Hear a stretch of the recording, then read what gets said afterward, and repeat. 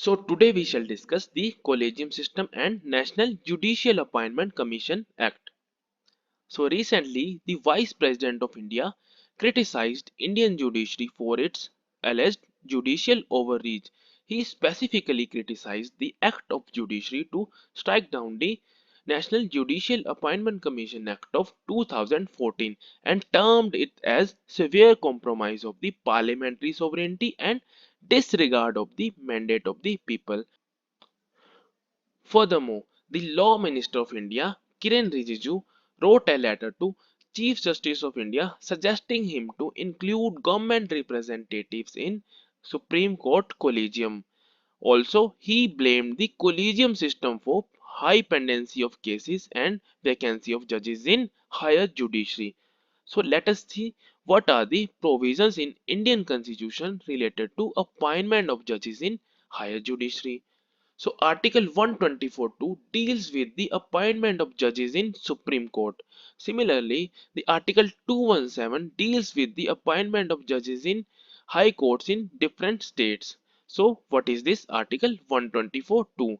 So Article 124(2) says that every judge of Supreme Court shall be appointed by the President by warrant under his hand and seal after consultation with such of the judges of Supreme Court and High Courts in the states as the President may deem necessary for the purpose. So here the term consultation has always been a matter of debate and it has been subjected to different various interpretations. So the Supreme Court of India took this matter first time in SP Gupta case, that is also called the first judge's case.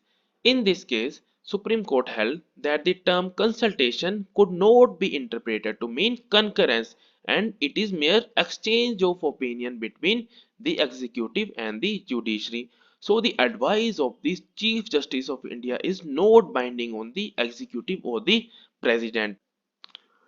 But the Supreme Court changed this opinion in second judge's case and held that the term consultation meant concurrence and the opinion of Chief Justice of India is binding on the executive. The reasoning given by Supreme Court was that the Chief Justice of India could be the best option to know and assess the worth of the candidates. Here, the Supreme Court also introduced the concept of plurality of judges giving advice to the president, and hence the concept of collegium came into existence. Furthermore, in third judge's case, the Supreme Court further reaffirmed the validity of collegium system and elaborated the composition of collegium system in different cases. So in case of appointment of judges to Supreme Court, the collegium shall consist of Chief Justice of India and four senior most judges. Similarly, in case of appointments to the High Court, the collegium shall consist of Chief Justice of India and two senior most judges of Supreme Court. But this collegium system has always been a matter of debate and has been subjected to different criticisms because of certain limitations. So now let us discuss the limitations of the collegium system. First one is lack of transparency.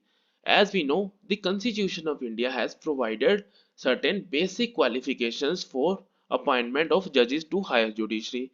But apart from that, there is no specific criteria that is being followed by the collegium. Moreover, there is no official secretariat of this collegium. So the meetings of this collegium are closed door meetings with no official minutes of meeting being released and very limited information about the discussion in these meetings have been published. So this gives scope for nepotism and favoritism. Furthermore, it is said that this collegium system is unconstitutional as there is no mention of collegium in the Constitution of India. Also, this collegium system evades the system of checks and balances provided by Constitution of India. As we know, the Constitution of India provides for separation of powers between different organs of the government, but it also provides a system of checks and balances. For example, the parliament can control the executive by using the no confidence motion. Similarly, the judiciary can put checks on the powers of parliament by using the judicial review. But here, in case of appointment of judges, there is no system of checks and balances, as the other two organs of government are kept outside from the process of appointment of judges. Furthermore, the collegium system is also said to be undemocratic because the judges are not being elected by the people and they are not directly accountable to anyone. Although there is a procedure for impeachment of judges, but it is very difficult to impeach a judge in India. Also, the system is said to be inefficient as there is a large pendency of cases in courts of India, as well as there are vacancies in higher judiciary both in Supreme Court and High Courts. Moreover, it has also led to inadequate representation of certain sections. For example, there are very few women judges in higher judiciary. So, to deal with these limitations of the collegium system, the Government of India came up with 99th Amendment Act as well as National Judicial Appointment Commission Act of 2014. So this act provided for a commission that shall recommend on appointment of judges to higher judiciary. So this commission was to consist of the Chief Justice of India, who shall also be the chairperson of this commission. Furthermore, two senior most judges of Supreme Court shall also be the members of this commission, and Law Minister of India shall also be a member of this commission. Apart from them, two eminent persons from civil society shall also be members of this commission, who shall be nominated by a committee including Chief Justice of India, Prime Minister and Leader of Opposition in Lok Sabha. But the Supreme Court of India rejected this NJAC Act, National Judicial Appointment Commission Act, as well as 99th Amendment in the fourth judge's case, and it held that the act is against the provisions of separation of power and independence of judiciary, which is basic structure of the Constitution of India. Although the Supreme Court also acknowledged the limitations of the present collegium system and promised to consider necessary measures to improve the collegium system. So, what could be the way forward? As we know, there should be a balance between independence and accountability and transparency.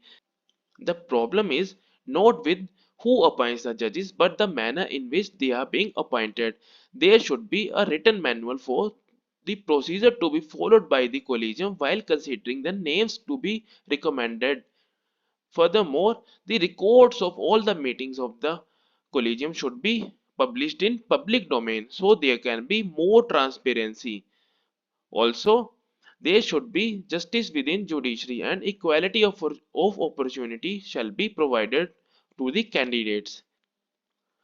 Also, the existing National Judicial Commission Act can be introduced again with certain necessary amendments. Thank you.